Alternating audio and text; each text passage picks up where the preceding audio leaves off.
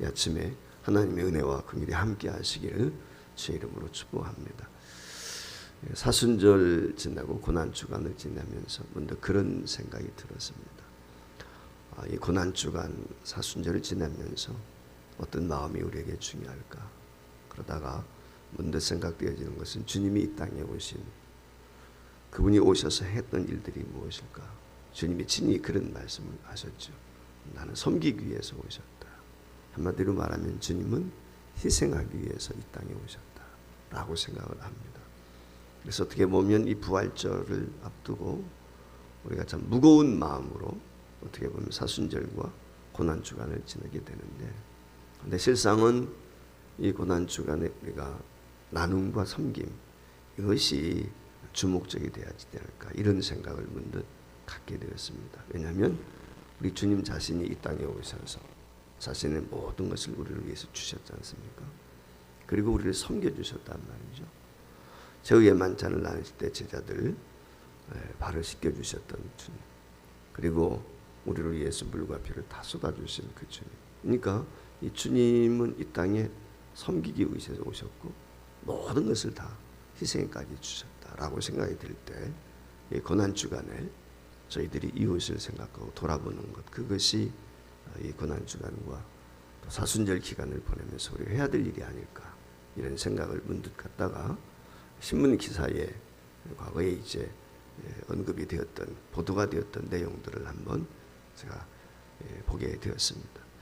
신문 보다 보면은 좋은 기사, 마음을 기쁘게 하는 기사도 있지만 마음을 슬프게 하고 짜증나게 하는, 화나게 하는 그런 기사들도 있죠. 근데 우리 마음을 기쁘게 하고 행복하게 하는 기사라고 하는 것은 아마 이 좋은 기사인데, 그와 같은 것들은 대다수가 어려운 상황 가운데서 누군가를 위해서 희생을 하고 섬겼다는 그런 기사가 아닌가, 이런 생각을 제가 갖습니다. 제가 조명덕 할머니에 대한 이야기를 지금도 기억하고 있습니다. 혹시 여러분들은 기억하는지 모르겠지만 조명덕 할머니는 6.25 전쟁 때 평안남도 진남포에서 당시 여고생이었는데, 그 여고생 신분으로 월남을 하게 됩니다. 호를 단신 월남을 해서 동대문 이문동에 자리를 잡고, 동대문에 가게 되면은 이문동 앞에 외국어 대학교가 있거든요. 그래서 그 외국어 대학교 앞에서 가게를 운영을 하게 되기 시작했습니다. 그러니까 이 할머니가 외대와 인을 맡게 되어서 1993년 평생 모은 돈을 그 외국어 대학에 다 기증을 하게 됩니다. 그 배경이 있는데, 그 당시 이 외국어 대학의 총장이었던 이강혁이라고 하는 총장이 계셨는데, 이분이 법학 박사였습니다. 근데 자기가 평생 월남에 와가지고 혼자 살면서 모은 재산을 가지고 조그만 건물 하나를 샀는데, 이게 잘못돼가지고 그것을 몽땅 날릴 수밖에 없는 그런 상황이 되었어요. 그때 이 이강혁 총장인 이분이 이제 법조인이었으니까 이분이 도움을 줘가지고 그 건물을 되찾을 수 있도록 그와 같이 협력을 해주었다고 합니다.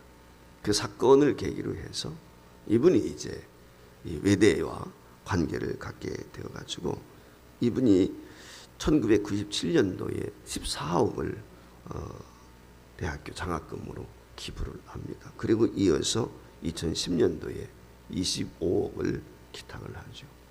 그리고 그가 세상을 떠나기 전에 평생 모았던 돈 몽땅 그 대학에 기증을 해서 약 한 45억 정도를 기증하게 돼요. 호를 단신 내려와서 읽은 모든 재산입니다.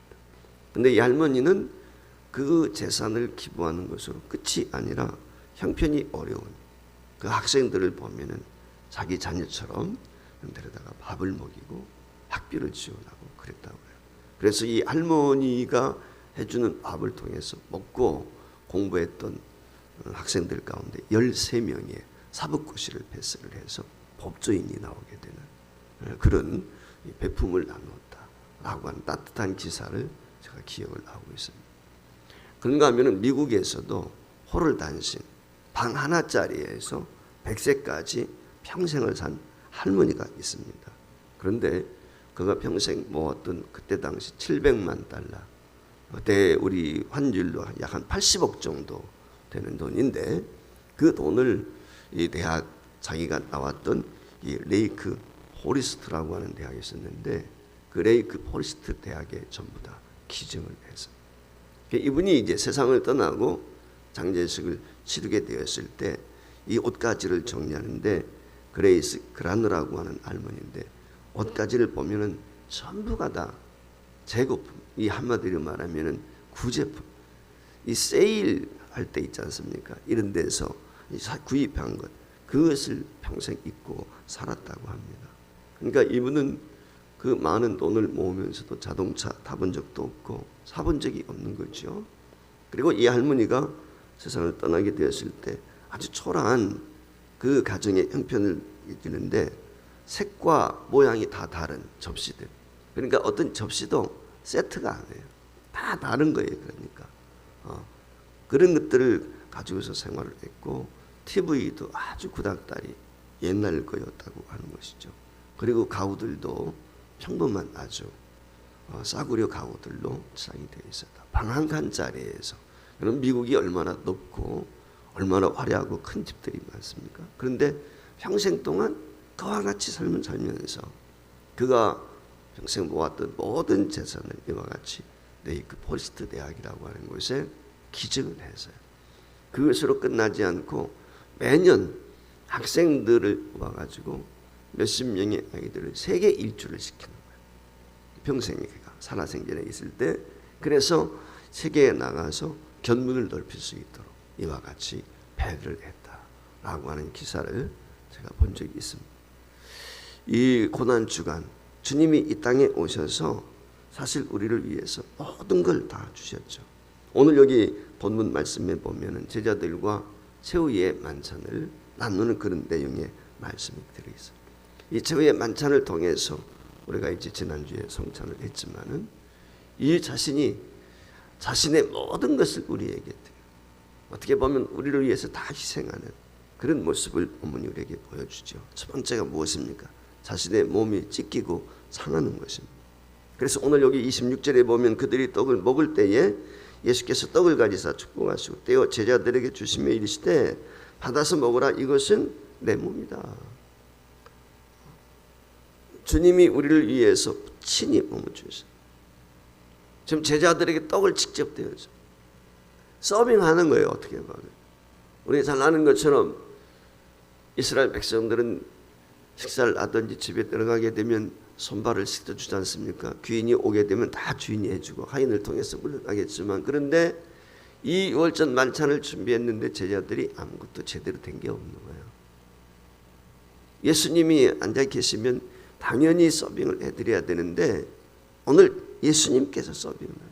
그러면서 하시는 말씀이 이것은 너희를 위하여 찢기는 내 몸이다. 그렇게 오늘 여기 말씀하셨어요. 주님의 몸이다. 상하신 몸, 그걸 우리에게 이야기하죠. 오늘날도 우리가 주님이 나를 찢기신 것을 생각하면서 엊그제도 우리가 성찬을 했지만은 그런 마음으로 감사함으로 기념하는 것이 이게 바로 성찬이죠. 우리가 빵을 나눌 때 그것이 나를 위해서 찢기신 주님의 마음이다. 지금도 생생한 것 중에 하나는 처음 성찬을 받았을 때 그 감격과 기쁨은 정말 말로 다룰 수가 없었죠. 중학교 3학년 때인지 2학년 때인지, 그런데 그 성찬을 받았을 때 처음 먹는 거잖아요. 어른들이 이제 시골에서 자랐기 때문에 다 같이 저희 학교만 있지만은 중학교 가게 되면 같이 예배를 드리게 되니까 어른들은 참여하는데 그 중학생인 나는 그 성찬을 참여할 수가 없었단 말이죠. 그런데 저걸 참여하고 싶은 마음이 있는 거죠. 예. 그런데 그 이제 나이가 되어가지고 그 성찬에 참여하게 됐을 때 그 첫 번째 그 감격과 기쁨 말로 살수, 얼마나 많은 눈물을 쏟고 감격했던지 지금도 그게 생생해요. 그래서 매년 성찬을 나눌 때마다 떡을 씹지를 못했던 기억이, 네. 어떻게 보면 평생 떡을 내 이빨로 씹지를 못하고 그냥 침으로 녹여서만 넘겼던 그런 생각. 그만큼 주님께서 나를 위해서 상하시고 시켰다. 나를 위해서 주셨다. 그 사랑, 그 은혜, 오늘 우리가 이 마음을 평생 우리 마음에 간직했으면 좋겠다. 두 번째가 무엇입니까? 예수님의 잔이지요. 오늘 여기 27절 28절 말씀에 보면은 주님이 이렇게 말씀하십니다. 또 잔을 가지사 감사 기도하시고 그들에게 주시며 이르시되 너희가 다 이것을 마시라. 이것은 죄사함을 얻게 하려고 많은 사람을 위하여 흘리는 바 나의 피 곧 언약의 피다. 우리를 구원하시기 위해서 피를, 이 찢김이 없이는 피 흘림이 없는, 그러니까 주님의 몸이 찢겼다라고 하는 말은 피 흘린 것이죠. 같은 거예요. 어떻게 보면 나누기 위해서는 피 흘림이 필요해요. 찢겨야 되는 거니까. 그러니까 주님이 몸이 상하신 거죠. 찢기신 거예요. 그래서 우리를 위해서 피를 쏟으신 거죠. 히브리서 9장 22절 말씀에 보면은 이렇게 이야기를 합니다. 율법을 따라 거의 모든 물건이 피로써 정결하게 되나니 피 흘림이 없은즉 사함이 없다. 죄사함이 없다. 우리 잘 아는 것처럼 이스라엘 백성들이 지성소에 대제사장이 들어가서 1년에 한 번씩 제사를 드리게 될 때 거기 그 지성소에 있는 법궤에다 피를 쏟지 않습니까? 그 수달의 가죽으로 덮여져 있는 법궤. 우리가 잘 아는 것처럼 그 법궤 속에는 세 가지 상징적인 물건이 들어있단 말이죠. 바로 이 모세의 쌍난 지팡이, 하나님을 대적했던 이스라엘 백성들의 그 불순종한 마음, 만나, 이스라엘 백성들이 어떻게 근데 이 만나도 결국은 이게 무엇이냐면 이스라엘 백성들의 죄죠. 안식일 전날은 안식일 것까지 이들을 거두도록 되어 있는 거예요. 근데 안식일 날도 이들이 거두러 나갔단 말이에요. 불순종이에요 다. 그리고 평일날 하루 거만 모아야 되는데 이틀 거 3일 거 모아놓으면 어떻게, 그 이튿날 되면 썩어버리는 거예요. 근데 안식일 전날은 이틀 걸 모아도 상함이 없는 거예요. 근데 이스라엘 백성들이 그 별것 아닌 거 먹고 마시는 문제 때문에 그와 같이, 여러분 잘 아시는 것처럼 돌판 깨어진 십계명, 모세가 하나님의 산에 올라가서 하나님과 40일 동안 지나고 내려와 보니까 그들이 어떻게 합니까?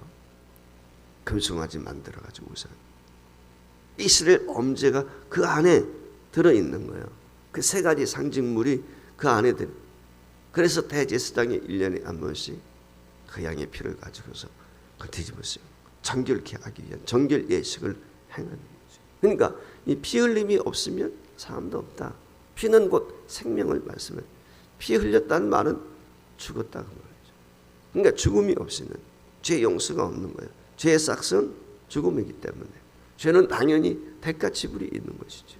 근데 내 대신 우리 그리스도께서 이처럼 피 흘려주셨다. 우리는 어리석은 양 같아서 다 그릇 행하여 제 길로 갔단 말이죠. 근데 저와 여러분의 모든 어물과 죄를 그에게 다 담당시켜서 어제 말씀을 드린 것처럼 아사를 양이 된 것이죠. 그래서 그에게 다 전가해가지고 그가 친히 우리의 모든 죄를 담당하시고 물과 피를 쏟아주기까지 그분이 희생하셨다. 생명을 주셨다. 하나밖에 없는 그 생명을 주셨다. 그 죄값을 대신 치러주시고 거기에 우리가 희망이 있고 거기에 우리의 생명이 있고 영생이 있는 것입니다. 살이 찢기시고 피 흘리시기까지 날 위해서, 다른 사람이 아니라 바로 나를 위해서. 사실 어떻게 보면 이 고난 주간은 우리가 금식도 하고 그러면서 미디어도 좀 삼가하고 교제하는 것도 삼가하고 그러면서 좀 무거운 마음으로 지내지만 사실은 이 무거운 마음 이전에 그 주님의 사랑과 은혜를 기억하고 우리가 피차 나누고 섬기고 헌신하는, 희생하는, 조금 전에 참선가 311절도 불렀지만 넌 날 위해 무엇을 주느냐 라고 하는 이 주님의 물음에 우리가 자신을 나눌 수 있는 이런 마음의 결단과 그리고 함께 이 일에 동참하는, 이게 어떻게 보면 사순절을 지내고 고난주간을 지내는 우리의 자세가 되었지 않을까, 이런 생각을 한번 가져봅니다. 베드로전서 2장 24절에 이렇게 말씀을 했습니다. 친히 나무에 달려 그 몸으로 우리 죄를 담당하셨으니 이는 우리로 죄에 대하여 죽고 의에 대하여 살게 하려 하십니다. 그가 채찍에 맞음으로 너희는 나음을 입었다, 얻었다 라고 분명히 말씀을 했습니다. 남아있는 며칠 동안 우리가 이 사랑과 이 은혜를 기억하면서 주님의 엄청난 희생에 내가 빚진 자이다 라고 하는 이 사실.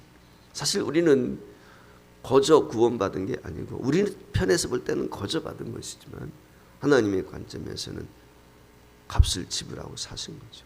엄청난 대가 지불. 하나밖에 없는 아들 예수 그리스도를 희생하고 우리를 사신 거예요. 그래서 우리는 주님의 것이 된 것입니다. 하나님의 소중한 보물이 된 것입니다.